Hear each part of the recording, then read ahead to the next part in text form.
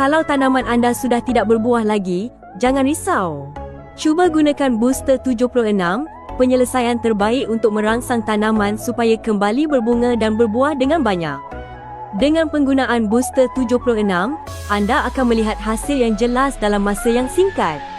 Tanaman akan berbunga serentak, buahnya lebih banyak dan berkualiti tinggi.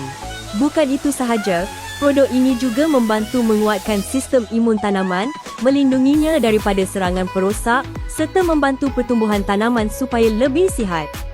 Selain itu, Booster 76 mudah digunakan, selamat untuk tanaman dan tidak berbahaya kepada alam sekitar. Pesan Booster 76 sekarang dan nikmati tawaran serta diskaun istimewa.